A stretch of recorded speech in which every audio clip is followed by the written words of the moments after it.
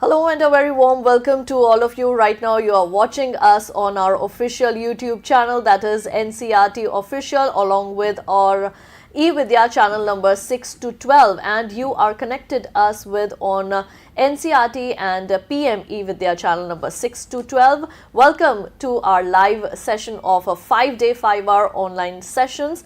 I'm Jyotsna Bahal Tandon with you. So in this live interaction session today, we will discuss about open educational resources, OER and licenses.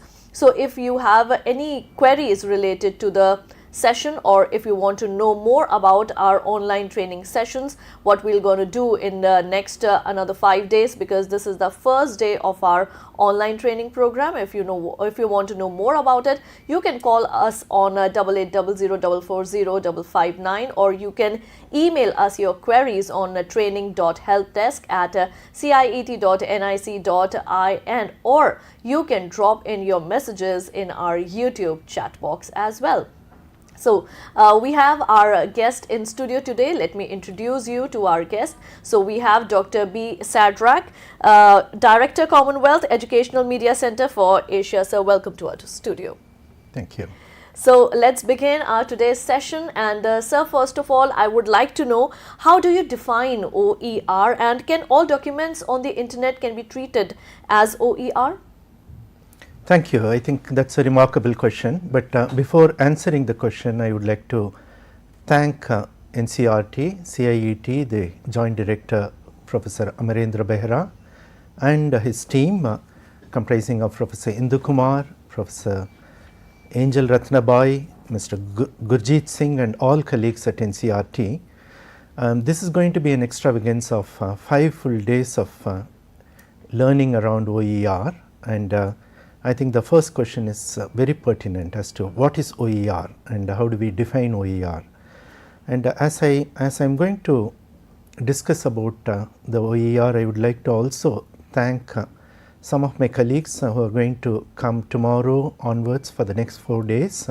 Dr. Jitendra Pandey, Dr. Papya Upadhyaya, Dr. Mathuri Dubey, Dr. Sanjana Vij, Dr. Indra Kuneru, Ms. Shushmana Rao, all of them are likely to interact with you. So let me first begin by introducing what is OER. OER is not a new concept. It's a kind of an age-old concept, but it's defined as the material that are learned. Let me move the slide. Yeah. So the definition of OER, or open education resources, are teaching, learning and research material intentionally created and licensed to be free for the end user to own, share and in most cases modify. So there are very interesting terms here, Jyotsna ji. Yes. What we are talking about is open education resources are directly relevant to teaching and learning, and these are intentionally created. Okay. And licensed to be free. Okay.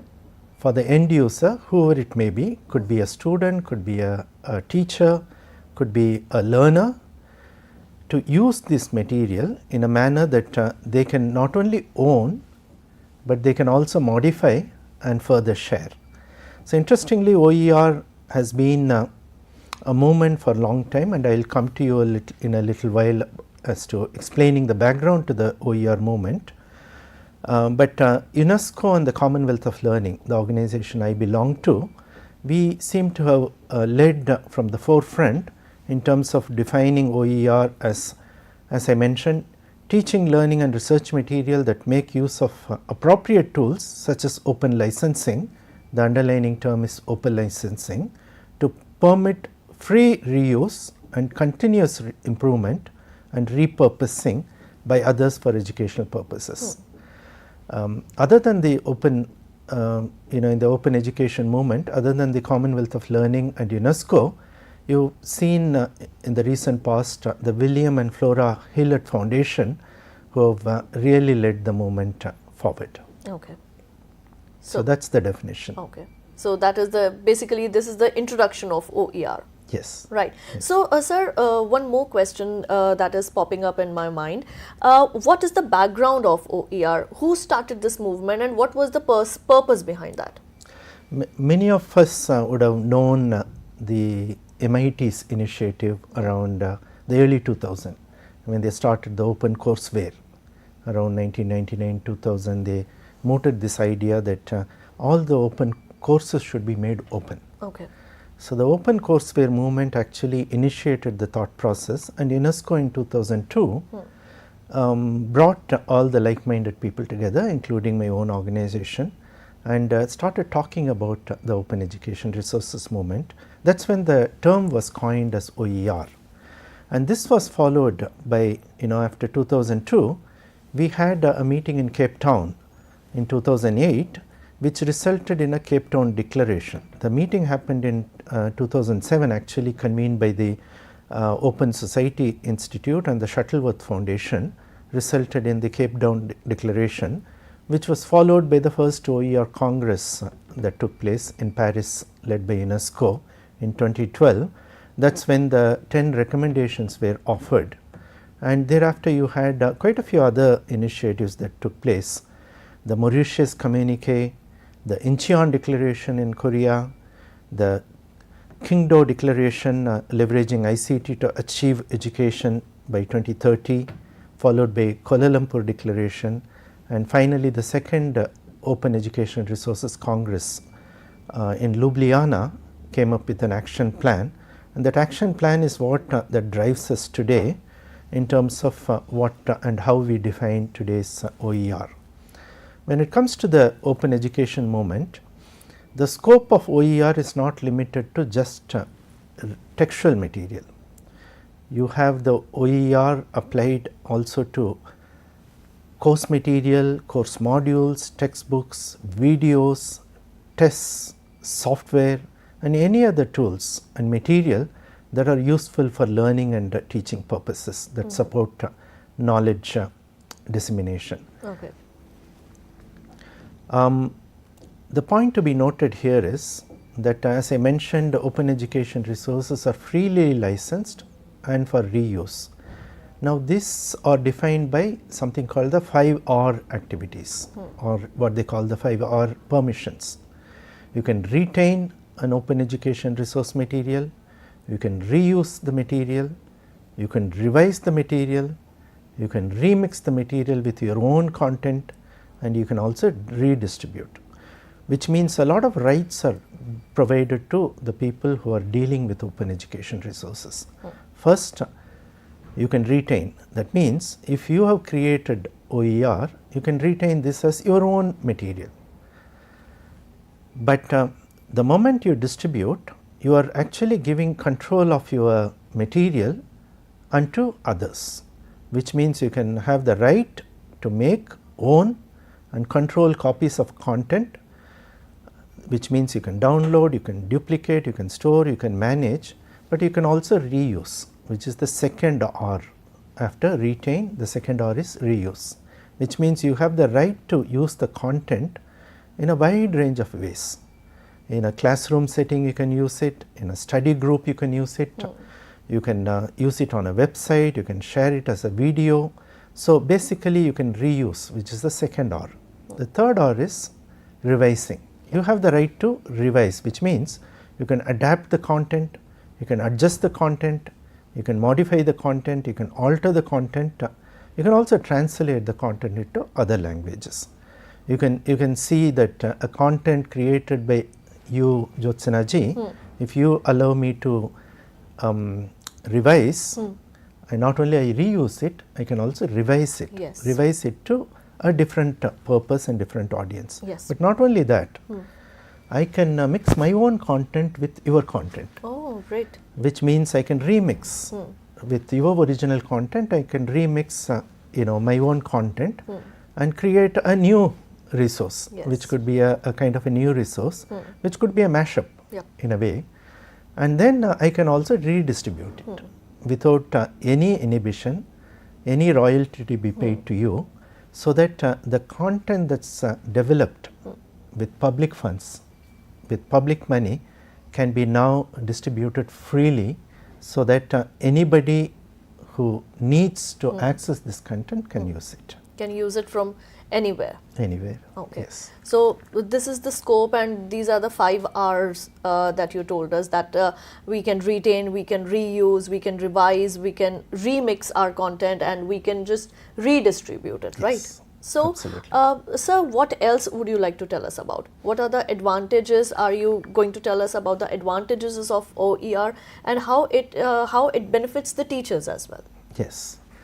Well, there are broadly 4 types of advantages that I want to highlight, and in the slide I've highlighted 5 types of the major advantages. First, it broadens the access, broadens and widens access. Now, a lot of people are deprived of quality education content, unfortunately, and this is one way of broadening access, which means we are democratizing education, and education material put in the hands of people would equal democratization of the content of education, which means it can be seen to be a humanization aspect. So, all education institutions and extracurricular student activities could be now packaged into OER and made available for larger people. So, if one particular institution is creating content, this could reach to wider audiences. The second benefit, the advantage of open education resources, is improving quality. And all open movements, if you think about Richard Stallman and the open source movement, OSS, what they call FLOSS and FOSS, it all started with the idea of improving the quality. The moment you put something in the public domain, yes, you are allowing others to scrutinize your content, yes, which means others can actually look at your content, comment on it, and also add value to it. So, you are actually being bold in putting out the content in the public domain. You are putting your foot in the world. Indeed. And that allows you to basically improve the quality. And if you look at the open source movement, very early on, the Defense Department put out their software in the open arena for anybody to look at the software, the codes, and debug the codes and improvise the entire software system. So, the same concept applies to the open education resources movement as well. By putting it out, you can the core contributors can allow everyone else to add value, to improvise, to identify the faults and mistakes there, and eventually the idea is to promote the content in a qualitative manner. That is the second advantage. The third advantage is encouraging collaboration. Now, no single person can meet the demands today of any learner. The learner has high quality needs today, so which means you can collaborate as education community, and your motivation basically to collaborate is altruism. Basically, you are giving out something free in a selfless, unselfish, self-denial manner. That is how you put out, which means the idea of community sharing is something that is really advantageous. And there is no ego factor when it comes to open education resources, because today you cannot distinguish who is the creator and who is the consumer. Yes. The consumer also is a creator today, which means anybody can create, anybody can express their creativity and put out in the public domain. Now, the fourth major benefit is it gives autonomy. It gives autonomy largely to the educationists. The teachers get autonomy in terms of providing any added value material in their educational practice, in their curriculum and pedagogy and assessment practice. They can bring in their own autonomous thinking, their own critical thinking and creative thinking, and add value to it. And the final benefit is actually from the user point of view. Okay. The users actually take responsibility of using the content in a manner that they can self-develop themselves and further move on in their lives. So, these are the advantages, but having said the advantages, I also need to touch upon the challenges when it comes to the OER movement. Largely because the OER movement can be modified at any place 24/7 on the fly, there are concerns that the quality can be challenged, compromised, because online material can be edited today. When you go to the Wikipedia, you can also edit Wikipedia, but there are moderators who are constantly looking at the content and ensuring that the quality of content on the Wikipedia is very reliable and qualitative. So, there are quality issues if these are not moderated well enough. Okay. There are also limitations in terms of copyright licenses. Now, the moment you give away, the idea of open licenses change all rights reserved to some rights only reserved, which means you do not therefore, although you own the original content, you have given away. So, only some rights that you have, which means content creators must be very intentional. This is something that very many people are not reconciling, because they think that the moment they give away, they have given away everything, their intellectual property. So, that is something that they need to look into, because that is a challenging area. And there is also confusion about licenses. Now, there are quite a few open licenses that people largely use, and it is important for you to use the right license in this case. Now, another problem is access and accessibility. Quite often we create open education resources that cannot be accessed by people who are remotely located, who do not have access to the internet, for instance. Or sometimes we create content in a manner that the accessibility issues are not taken into consideration. The Dublin principles and others are not actually considered, so that the persons with disability, partially sighted, visually challenged, they find it very hard if you do not really take care of the accessibility issues. Many a times we see open education resources are available only in the language English language. So, you do not have enough content in vernacular languages. And finally, there is also this misconception within the institution that I should sell my content rather than freely distributing the content. So, these are some of the challenges that we face. Yes.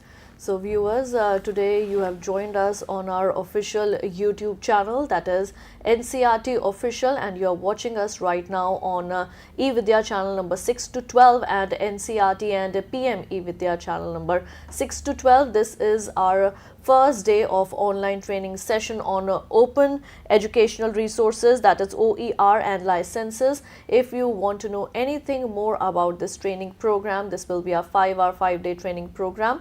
And if you want to know anything more about the training process, so you can just drop an email on training.helpdesk@ciet.nic.in, or you can just call us on 8800440559. That is our telephone number, and you can just drop in your queries on our YouTube chat box as well. Dr. B. Shadrach is in our studios today, and he is just telling us what is OER, how can we use it, what are the benefits of OER, how teachers can get benefited by OER.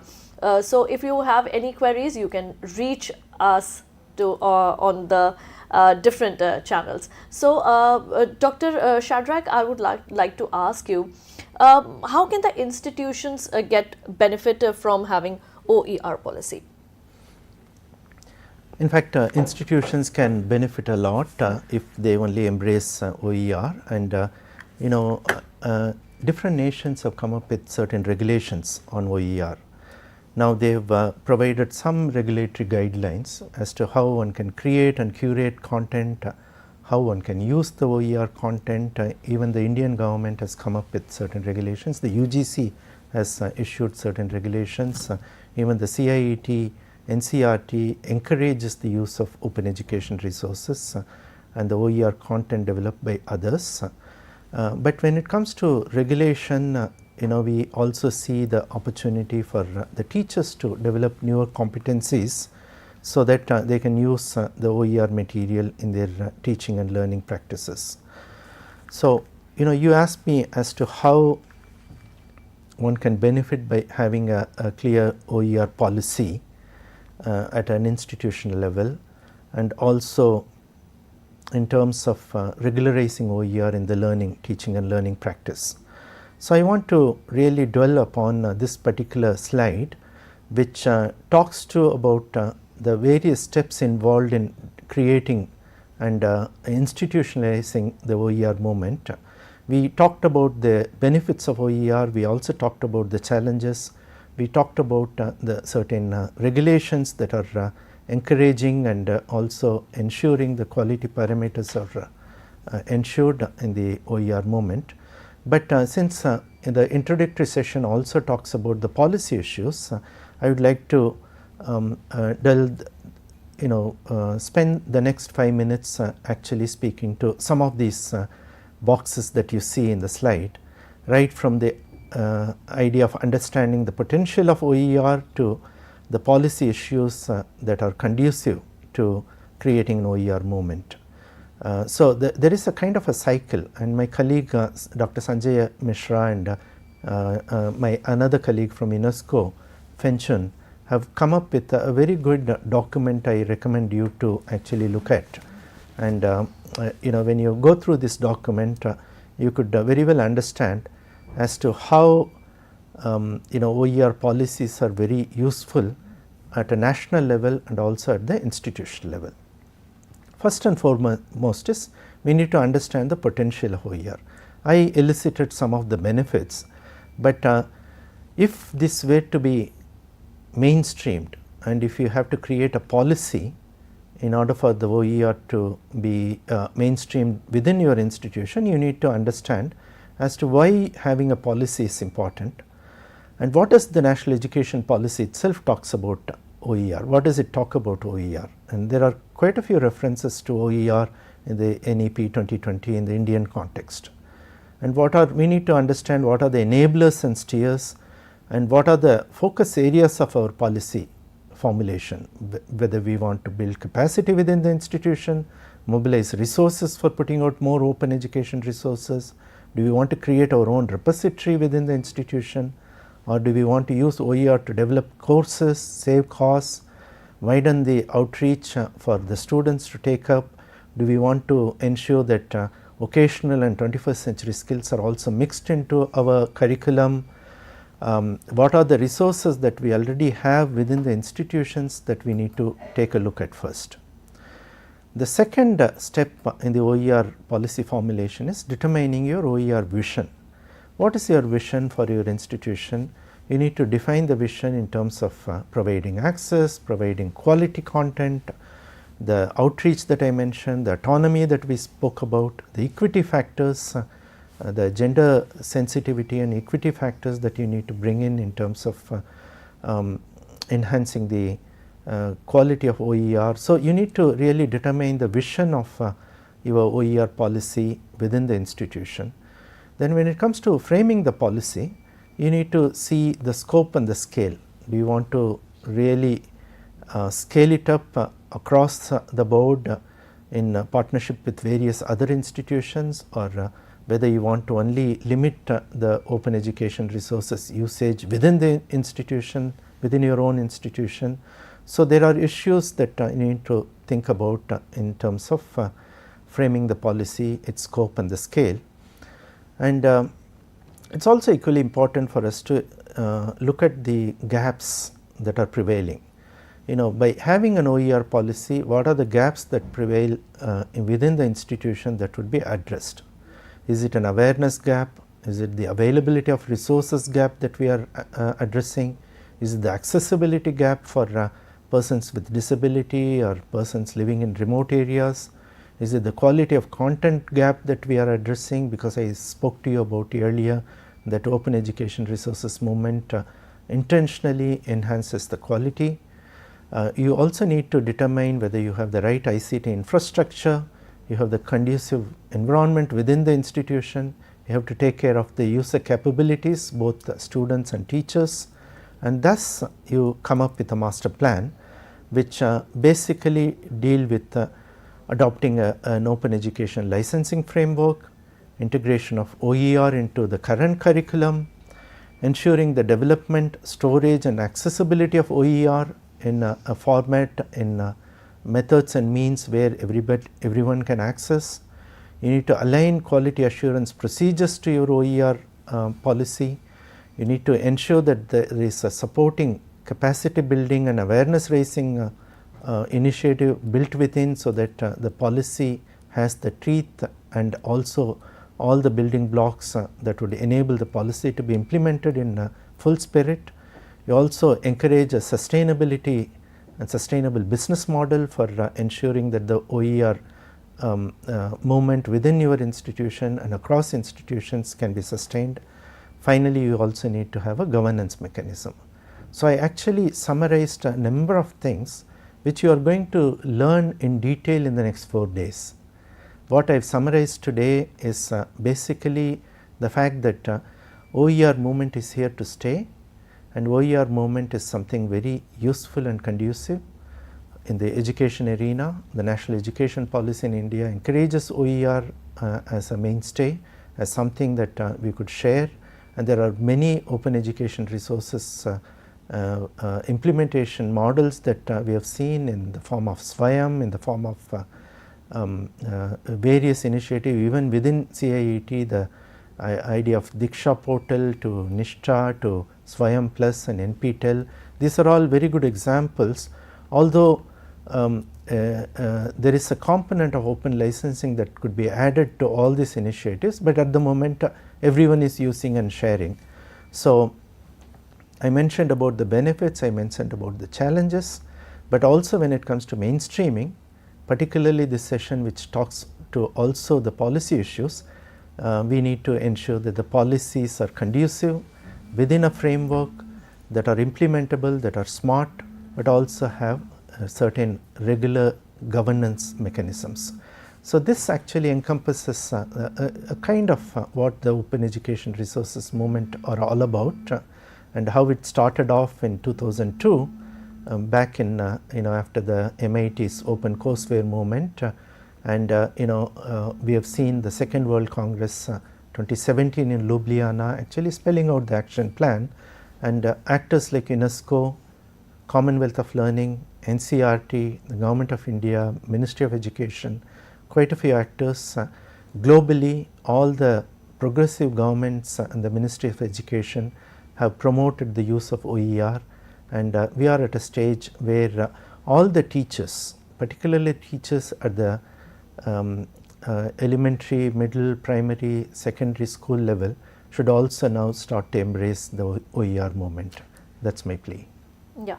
So, sir, we are getting so many messages on our live chat right now, and people are really liking the session. The messages are coming from Pan India. This is Samiksha Kapahi. Good evening, sir. Roshan Prince. Good evening, sir. And Subhadra Sharma has written us from Sikkim, and she's saying that the session is really going well. Sanjay Chaudhary has written us from New Delhi, and he's saying he's really liking the session. And one more message is there from Sushma Seni from JMK International School, and she's also liking the program. So people are really appreciating today's session, sir. So let me just ask you one more thing, sir. We have talked about many things about the background of the program, what are the benefits people can get from this. But if we ask about, if I ask you about the regulations, what are the regulations of OER? What will you tell us about that? Well, there is a lot mentioned around this directly or indirectly in various guidelines that had been issued by a variety of parties, including the Universities Grants Commission in India, and the NEP also elaborates the regulatory issues, and I have quickly summed up the regulatory issues around these topics: creation and curation of content, use of OER content, how do you adopt OER licenses when you produce newer material having used part of the OER material already. There are also regulatory issues around the distribution and usage based on the type of licenses that you are assigned to the content.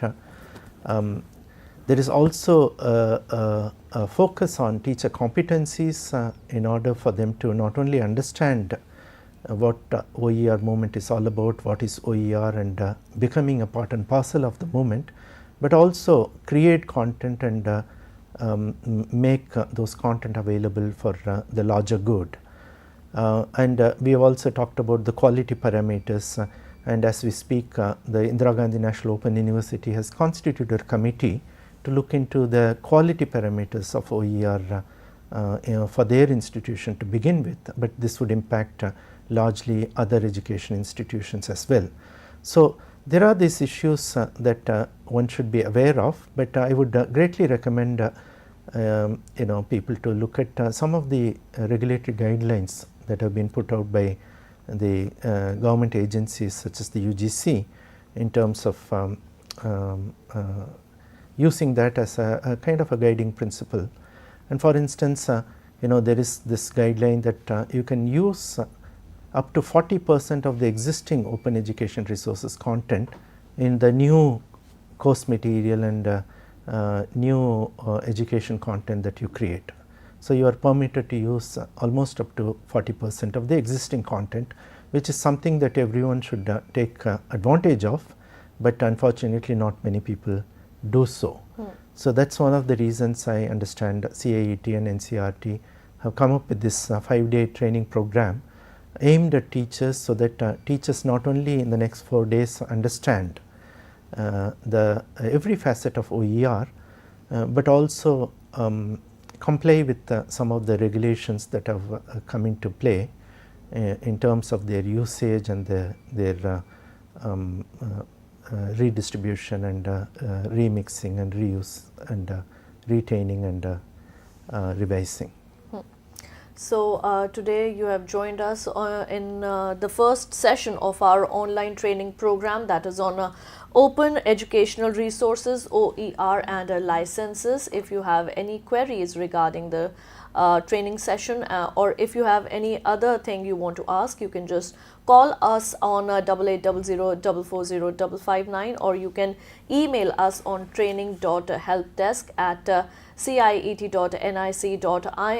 You can drop in your messages in our YouTube chat box as well. You are watching us right now on PM eVidya and NCERT official YouTube channel 6 to 12, on eVidya channel number 6 to 12, and on our official channel of NCERT, that is NCERT official. Dr. B. Shadrach is with us in our studios and giving a really good information about OER. What is OER we have learned till now, and what is the definition of OER, what are the 5 R's we can use in the OER, how teachers can get a benefit from OER, how you can use the contents and in OER. So we have learned about the regulations also, we have learned about the policies also. So what are the latest developments in OER movement? What will you tell us? I think the talk of the town is artificial intelligence. Now generative AI is something that we have seen in the last 2 years since November 2022. So now the question may arise as to whether AI generated content is a OER content, whether that's something that we could consider as OER. Now interestingly, many of this AI generated content, it basically gives the disclaimer and also comes with that very caption that the content is AI generated. Now there is a need for the community to now take artificial intelligence very seriously, because with AI you can actually generate new content. And what AI does is, because the machines are trained, the machines are able to look into the plethora of pages, billions of pages that are available archived online, and generate new content. And this morning, for an experiment, what I did was, I went to Copilot. Many of you may know about Copilot, Microsoft's Copilot, and I asked Copilot that Copilot, what I want to do is I've been asked by NCERT to give this 45-minute talk on the open education resources movement, and now give me a presentation that I could use in my talk and help me with the presentation, which means I need not have actually prepared, I need not have any background knowledge on OER. I can simply go to Copilot and simply ask Copilot to come up with a presentation. In fact, the Copilot even asked me whether I would like the content that it had created to be put in a PowerPoint presentation, in a PowerPoint slide. And when I said yes, then it tried its level best, but it failed. But what it actually provided for me is very interesting. It gave me the title of my presentation, and it said you can name it as Open Education Resources Movement, a global perspective with a focus on India. And it also asked me to provide a subtitle, and it gave me the definition of OER. It gave me the importance of OER in the modern education. It gave me the historic background. It asked me to look at the global impact of OER, the OER in different regions. It summarized the OER movement in North America, Europe, Asia, Pacific, Africa and Latin America. It also highlighted the OER policy initiatives that are worldwide happening and the government policies that support OER movement. It asked me to introduce the OER movement in India, and it also highlighted the national repository of OER which used to be there, e.g. Pathashala, Swayam, and the impact of OER movement. So, why I am saying all this is the fact that any content today can be created through generative AI, and it is important for us to deal with these questions as to how we want to reconcile with this new phenomenon called AI and the generative AI. So, this later this month, in fact I mentioned about the two world congresses. 2012 there was a congress in Paris, the first world congress on OER. The second world congress took place in Ljubljana in 2017, and in fact the third world congress is due, and it is likely to happen in Dubai in December this year. And as a preparatory to the World Congress, third World Congress, there are regional consultations that are happening, and on the 30th of this month there will be a regional consultation for Asia Pacific which would review many of these developments that are taking place around the world. So, there are different regional consultations happening, and those consultations I am sure would deal with all these issues, the 10 recommendations of the first OER Congress and the Ljubljana Action Plan, and there will be a new a kind of a statement produced in Dubai, but there will be all these newer issues that would be brought up.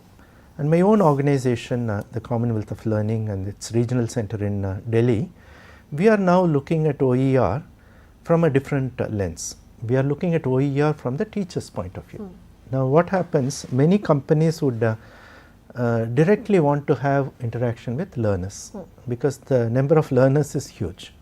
We are talking about billions of learners. Yes. So, naturally the AI companies that are investing a lot in the education domain would like to directly work with the learners.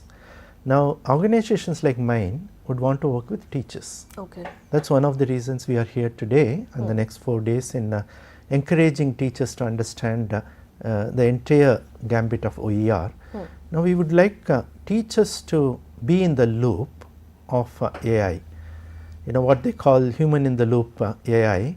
We want to call it teachers in the loop of AI by ensuring that the teachers are the quality checks. They are the ones who are going to really bring in that contextual value, the value of gender sensitivity, the real context that we are seeing today in the education reforms that are taking place.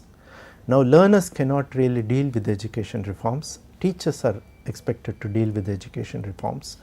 So, the latest for me is strengthening that role of the teachers in the whole open education resources movement, putting them in the center so that they can demystify the future of OER, when the generative AI and newer AI machine trained content are going to be put out. So, the regulations are now squarely placed in the hands of teachers as to how they would like to see the newly generated content and ensure that the content generated are brought into the open domain first, but by adding value, by ensuring that the content is scrutinized for their relevance, their adaptability, their usability, their robustness, their quality, the gender sensitivity, their up-to-dateness and updatedness and so on. So, that is the future I understand, Jyotsna ji, that in the future open education resources cannot really move on unless teachers are at the center of the whole gambit of things. And we have seen this happen in Canada, in the UK, in very many developed countries, and I would love to see such an important role for teachers in the OER and also other actors like the IT specialists within the institutions, the librarians who actually manage knowledge and content within the institutions, all come together, form a team so that they could together move the OER movement to the next stage. So, sir, we have learned that this is your 5-day training session, 5-hour training session. Apart from the training sessions, what will be the next steps for spreading the knowledge about OER?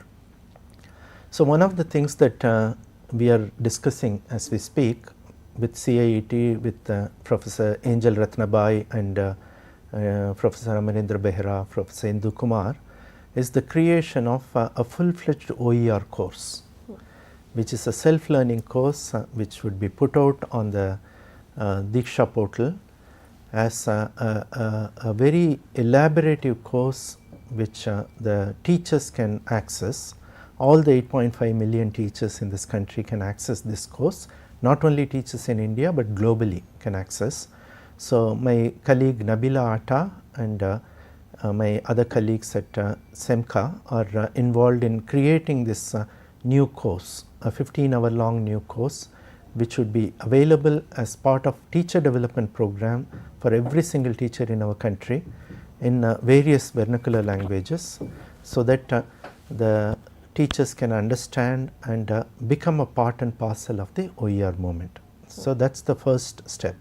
Okay. The second step is that having understood the benefits of OER and how to actually create newer open education resources content, teachers may want to really develop their own new OER content. It could be lecture notes, it could be PowerPoint presentations, it could be simulations, it could be vetted content which emerges from AI. There would be different forms of content that would be emerging, and we are only hopeful that the next step would be all this content generated by teachers would find a home in the form of a repository where everyone could contribute and take from others. So, give one and take a million content out of the system is something that we are hopeful that would happen in the future. Finally, we also would love to see a lot of micro credentials developed by teachers. Now, the national education policy allows us to actually add value to the existing curriculum put out by NCERT and other regulatory bodies, but to make the learning experience much enriching and very robust and keeping the personalized learning interest of the learner, there is a possibility that teachers can create content tailor-made to individual learners. So, if you have 30 children in your classroom, you need not give the same open education content to all the 30. You could further personalize it for the individual learner, which means there could be 30 versions of your open education content for the 30 different students in your classroom, according to the learning style, the learning approach, and the aptitude of the individual learner. So, to that extent you can personalize your learning content for your individual learners, individual students within your classroom, which is going to be really exciting, because this is where the power of content creation and education content creation put in the hands of the teachers, so that the teachers don't produce in a mass production manner people with certificates, but teachers are able to produce tomorrow's individuals, the global citizens with all the Indian values in them, but also those who can critically think, who can innovate, who can create things, who can be the global leaders, Yes. because every sixth person is likely to be an Indian tomorrow. So, you are actually staring at a scenario where the 8.5 million teachers in our country at the school level are the ones who are going to shape up the next generation and the generations beyond. So, one more question I would like to ask you. What are the challenges associated with using OER in education? Well, when it comes to the challenges, as I mentioned earlier, there are, I will pull up that slide. The challenges are basically, there are 5 or 6 challenges that I've put out in the slide. It ranges from quality. Now, we mentioned that today even a machine can create content. Yes. Now, OER can be edited on the fly anywhere, but we need to ensure that the content put out as OER is qualitative.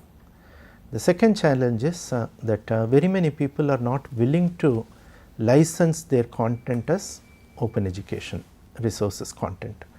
Now, there is a notion that people might think that everything is on the internet is OER. That is not so. Only when it is intentionally created for others to use and openly licensed, you can call it an OER. So, there is a lot of confusion around licenses. And the third challenge is extending its access. Now, many people create OER content and keep it to themselves, but only when they put it out in an accessible repository or a place or community page where people can access it, it becomes really useful. But also there are accessibility issues. Now, one will have to look into the persons with disability, and there are Right to Persons with Disability Act 2016 is in play, and we need to ensure that the technology that we use are accessible in a manner that every person, including people with disability, can use it. So, that is another challenge. Now, awareness among educators is a major challenge. Now, if you ask the 8.5 million teachers in our country at the school level as to how many would know about OER, the percentage would be very minimal. A few. Very few. Now, these programs would enable people to understand more about the OER movement. So, the awareness creation among educators and learners are very important. And finally, the language issue. Now, unfortunately, I mentioned that a lot of content are in languages that are not attuned to our Bharatiya Bhasha, what you call the vernacular languages. So, it is important for us to overcome this challenge of only having content in English language, which also perpetuates another issue. Now, AI generated content relies largely on English language content. Now, the moment you have more and more OER in Marathi, Telugu, Hindi, Tamil and other languages, you also are able to train the machine for tomorrow's learning experiences. So, that challenge of language needs to be also overcome. So, sir, before we sign off, I would like to ask you one more thing. Is there any advice you would like to give to our teachers right now? Because many of our teachers are right now watching us on our official YouTube channel. So, is there anything you would like to share? Well, there's not a big advice that I would like to give to the teachers, because teachers are the ones that are producing the generations to come, and if the future generation would need to be attune to the Indian value systems and to become a global citizen leading global corporations and global initiatives, teachers play a very critical role. I would like to thank them and motivate them to continue to do what they already excel in doing. But I would like to encourage them to pay attention to the next 4 days.